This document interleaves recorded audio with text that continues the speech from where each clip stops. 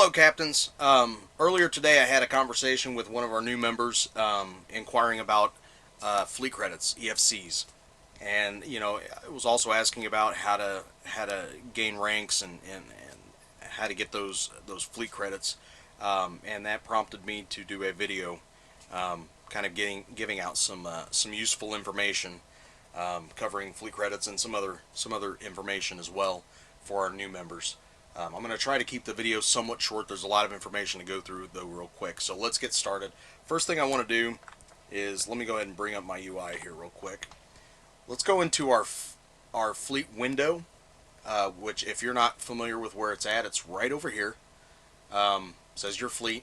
It's the button all the way to the right bottom of your mini map. Go ahead and click on that, and it's gonna open up and you'll see it says Vanguard Prime right here at the top. This is our fleet window. Let's first go over to settings. Okay.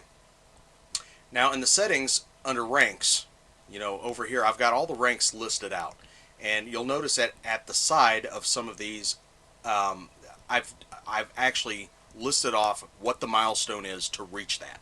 So as an example, everybody starts off as a fleet ensign, so with 0 EFCs, which EFC stands for Earned Fleet Credits. Okay. You're going to start here until you hit 100,000. Once you've earned 100,000 earned fleet credits, that grants you your first promotion. And your first promotion will be Fleet Lieutenant, again right here, 100K. The K stands for 1,000, if you didn't know that. So 100,000 EFCs. Your next rank is Lieutenant Commander, which is 200,000 EFCs. The fourth rank is Commander, and that's 1 million EFCs. Right now we have no captains, no commodores, and I am, of course, the fleet admiral.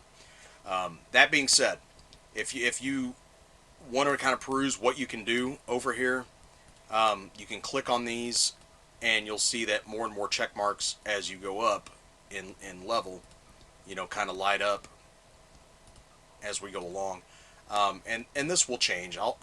It's entirely possible that I may make adjustments to this as we grow, to better accommodate what we're doing as a fleet. But in any case, you can look at this at any given point in time, see what you're allowed to do, and what kinds of things become available to you. One thing you will notice right here: buy from provision fleet stores. At ensign, you're not allowed to do it. At fleet lieutenant, you're not allowed to do it. But once you hit lieutenant commander, that's when this lights up. That basically means that you need to earn at least 200,000 earned fleet credits before you can buy from the provisioned fleet stores. And what that means is anything that requires a provision, okay, you need to be at least fleet lieutenant commander or higher to be able to get anything that requires provisions. There's a reason for that, and let me cover that real quick.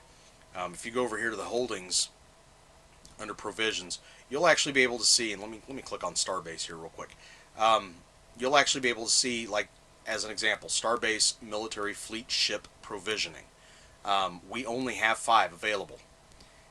The way you get these, the way we get them as a fleet, we have to run a project. As an example, this one right here, and you'll see it's finishing up right now. It's got a little, not quite 13 hours left. But provision personal fleet equipment from engineering, that was the name of the project. And if you look down here, this is what it gives. It gives 10 Starbase engineering personal requisition provisions, okay, as well as 500 Starbase engineering experience points. This is how you have to get it, but you see, this is what it took to get those 10 provisions. Okay, over 57,000 dilithium, 289 fleet marks, 20,000 expertise. You can read through these. This is what it took to get it, and we had to work as a fleet to get these fleet provisions. Okay, we work collectively as a group to be able to make some of these items available to us, which is why the requirement is 200K. I want to make sure that you need to earn at least, you have contributed to the fleet at least 200,000 fleet credits, or fleet credit worth, of contributions before you can take anything or be able to utilize anything that requires fleet provisions, and that has everything to do with just respecting the work that the members have who did contribute to it. You have to respect that. And what I don't want is I don't want thieves coming in. People will do this. People will join a fleet. They'll come in just so they can buy a ship or buy gear, and then they'll turn around. They'll use up the provisions and then turn around and leave without contributing anything. And by setting the 200K mark, that protects us a little bit from that. Okay, so that people can't come in and do that. I also have restrictions set up on the fleet bank. You have to get to the 100,000 mark in order to make any withdrawals out of the fleet bank. For that reason alone, also, what I want to see is I want to see members prove themselves as contributing members and loyal members. Before I'm going to give them access to any of our stuff. And I'm sure you can't really blame me for it. This is not a VP thing, a Vanguard Prime thing. This is very, very common among pretty much all fleets for the most part.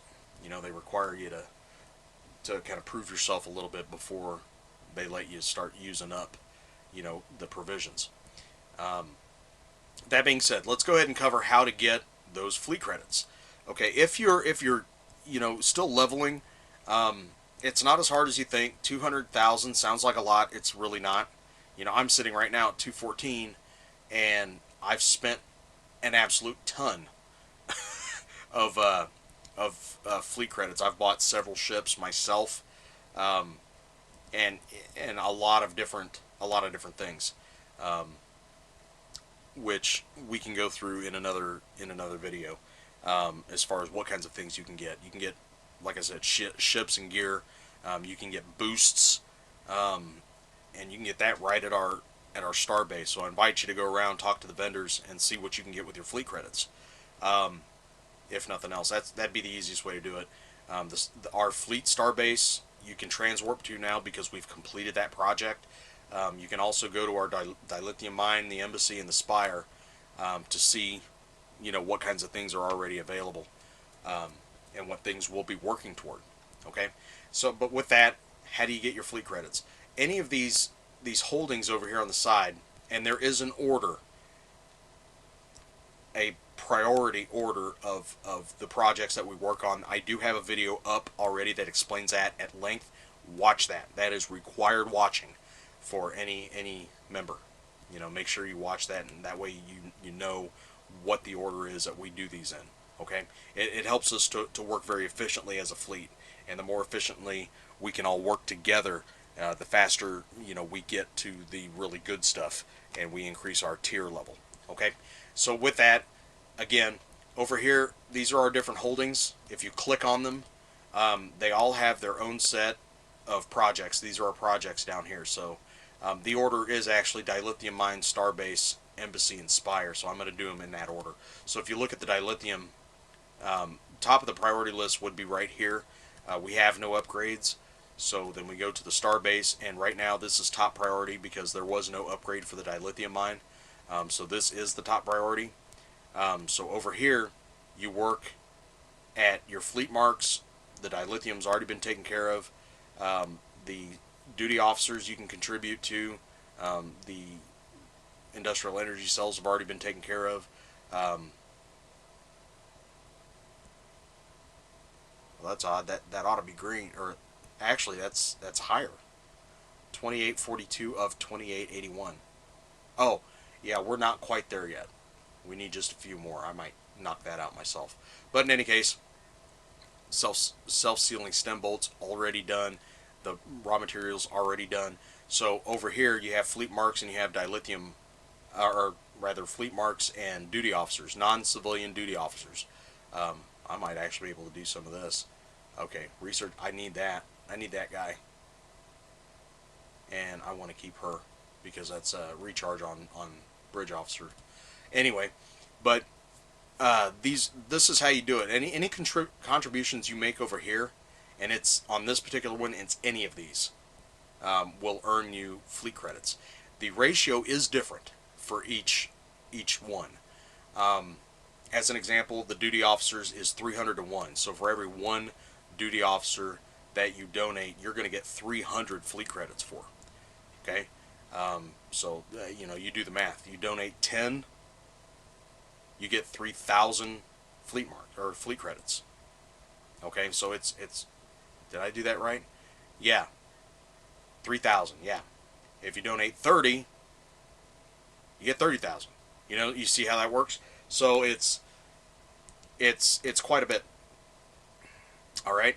So as you're going through here, fleet marks is, especially as you're leveling or you want to hit that 200K mark quickly, fleet marks and typically dilithium are the two fastest ways to get to your 200K mark or to earn dilithium or fleet credits if there's something in particular you want to buy or you want to get ready to buy.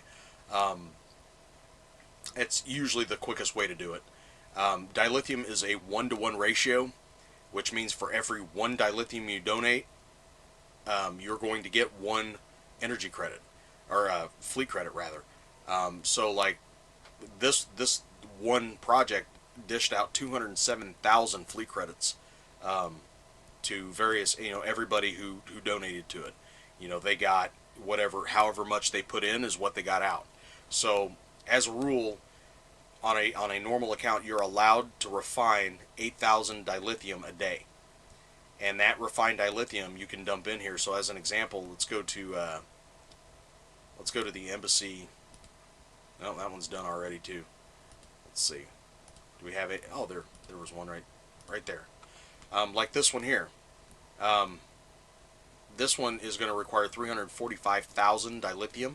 So there's all sorts of room right here. So if you refined your 8,000 today, and you dumped it in here, you got 8,000 fleet credits. It's again a 1-to-1 ratio. Um, the fleet marks themselves is a higher ratio. I can't remember exactly what it is off the top of my head, but it's quite a bit higher. Um, I don't know if I can't remember if it's 50 to 1 or something along those lines. I can't remember exactly what it is, but you get a lot of fleet credits for fleet marks. The fleet marks are really easy to get, and anybody in the fleet can do it. There's a reason why I set the minimum level for the fleet at level 10, and this is why. At level 10, you have access to the PVEQ, or what they call the STFs. Let me go ahead and show you where that is again. It's the button right next to your fleet button. Okay, you open that up, and you have access. If you're not level 50, you're not going to have access to all of these. As an example, anything that says Elite is level 50 only. But what you will have, even at level 5, of course you're not in the fleet at level 5, at level 10, as soon as you come in, 10 or higher, you'll have access to the Starbase Fleet Defense, as well as the Federation Fleet Alert and the Federation Starbase Blockade. Now, the Fleet Defense and the Fleet Alert are probably the two best STFs you can run to earn fleet credits. Now, and they're easy. They are so easy to do.